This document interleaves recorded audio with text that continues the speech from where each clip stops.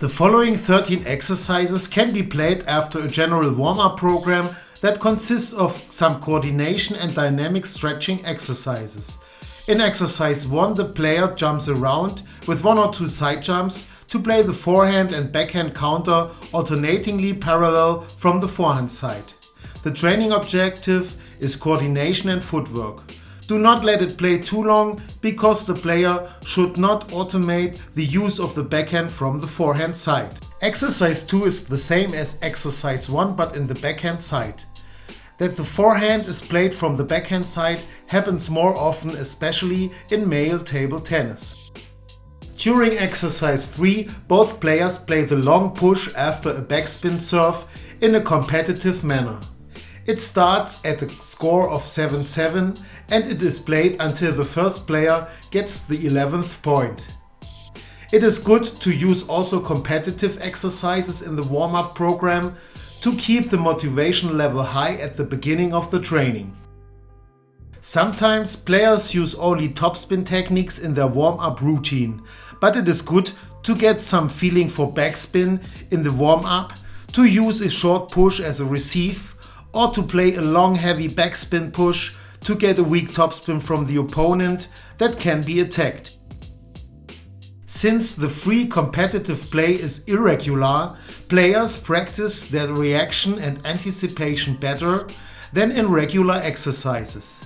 In addition, players practice their tactical skills and abilities, especially when they vary placements and the amounts of backspin or side spin during their pushes. In exercise 4 and 5, a so-called Big 8 is played with a short push with forehand and backhand alternately. Thereby the player pushes the ball short diagonal like in exercise 4 or short parallel as in exercise 5. The training partner always plays the opposite placement direction. Pay attention that players move back into the ready position after each single strike. Because players move forward with a single or simple step, they already bring an impulse towards the ball, so that it is challenging to find the appropriate fine-tuning for the intensity during the transmission of the impulse in the moment of the contact between the ball and racket.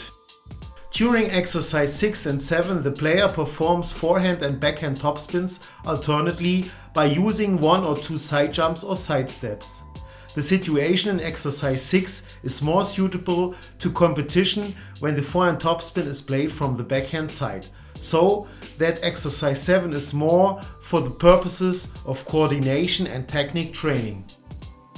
In exercise 8 and 9, forehand and backhand topspins are alternately played in the backhand or forehand side. Pay attention that the player's racket change over the table between forehand and backhand side. In addition, players should use 1 or 2 side jumps to find the right body position for a powerful shot. During exercise 10, the player performs a 3-ball combination with the forehand side that consists of a topspin, a counter and a block diagonal. Starting the next 3-ball combination, the player now changes the placement into the parallel. The training partner plays the combination with block topspin counter and has to change between forehand and backhand when a new topspin is played. This exercise is for both players quite demanding for several reasons. First, because of the alternating use of different striking techniques, the rhythm of this exercise is changing between being active and passive. Second, the permanent adjustment of the racket angle and extent of backswing is quite challenging.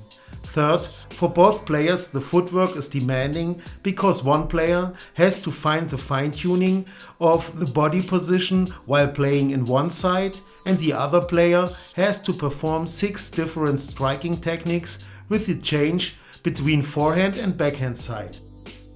Exercise 11 is the same as exercise 10 but in the backhand side. During slow motion, the 3-ball combination is good to observe with the difficult adjustments of footwork, amount of backswing, racket angle and placement direction. It is recommendable to change the tasks or roles of the 2 players after they reach the 10 topspins without a mistake, because the role of the training partner that is not shown here is more challenging. During exercise 12, there is a 3-ball combination with a topspin followed by a topspin and a block diagonal. The training partner plays the combination with block, topspin, topspin, so that the situation results that a topspin is played on a block as well as on a topspin. This makes the exercise very demanding because timing and racket angle have to be adjusted all the time.